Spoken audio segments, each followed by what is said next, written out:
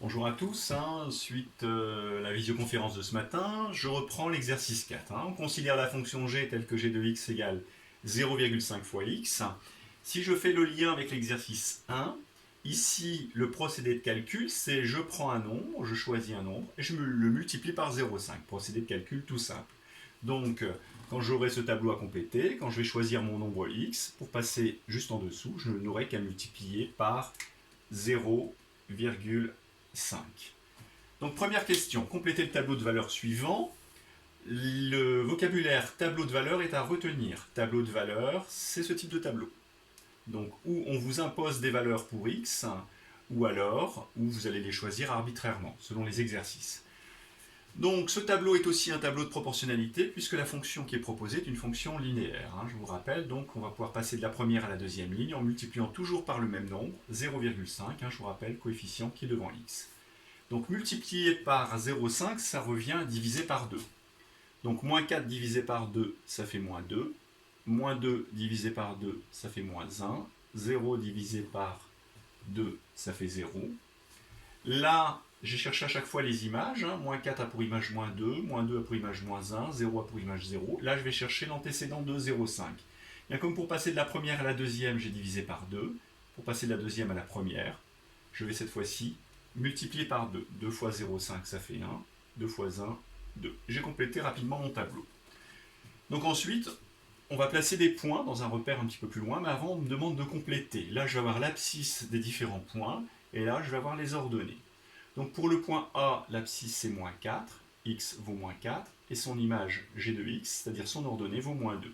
Donc je vais noter le résultat d'abord ici, moins 2. Pour B, j'ai moins 2, moins 1. Abscisse moins 2, ordonnée moins 1. Pour C, j'ai 0, 0. Pour D, bien là, j'ai 0,5 pour l'ordonnée et 1 pour l'abscisse. Et pour E, j'ai abscisse égale à 2, ordonnée égale à 1. Voilà, comme ça j'ai tous les points. La seule chose, c'est comme je vais avoir besoin de ces points juste après, et afin que vous puissiez les voir, je vais tous les noter sur le côté. Alors sur la gauche, donc je vais passer devant l'écran. A, moins 4, moins 2. B, moins 2, moins 1. Ensuite, C, 0, 0. Le point D, 1, 0, 5. Et enfin E, 2 pour abscisse et 1 pour ordonnée. Donc je vais descendre légèrement l'exercice, de façon à faire apparaître le repère et de tracer la courbe.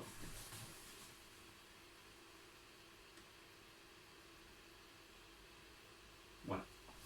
Donc j'ai mon repère, je vais tracer ma courbe. Donc le premier point, A, a pour abscisse moins 4 et pour ordonnée moins 2. Donc l'abscisse, c'est l'axe qui est à l'horizontale, les ordonnées, c'est l'axe vertical. Donc comme l'abscisse de A c'est moins 4, je vais d'abord en moins 4 sur l'axe des abscisses. Ensuite, l'ordonnée vaut moins 2, donc je viens sur l'axe des ordonnées en moins 2, et je vais relier les points de façon à placer mon point. Le point B, son abscisse c'est moins 2, donc l'axe des abscisses à l'horizontale. Moins 2 ici. Son ordonnée c'est moins 1, donc l'ordonnée c'est l'axe vertical, c'est ici. Je vais relier et je vais placer le point B. Ensuite, le point C a pour coordonnée 0, 0, c'est l'origine du repère. Le point C se trouve ici. Ensuite, le point D a pour abscisse 1 et pour ordonnée 0,5. Donc D se trouve là. Le point E a pour abscisse 2 et pour ordonnée 1. Donc abscisse 2, toujours à l'horizontale, ordonnée vaut 1.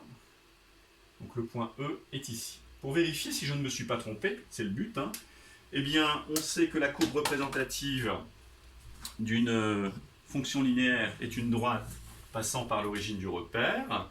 Je vais donc prendre ma règle et vérifier que j'ai bien une droite qui passe par A, B, C, D, E. Je vais la tracer. Voilà. J'ai ainsi représenté la courbe représentative de la fonction linéaire qui à x associe 0,5x. C'est la fonction g. Petite remarque, hein, le coefficient ici devant est positif, mais vous voyez bien, ma courbe monte. S'il était négatif, nous aurions une courbe qui descend. Voilà pour cette correction. Merci à vous.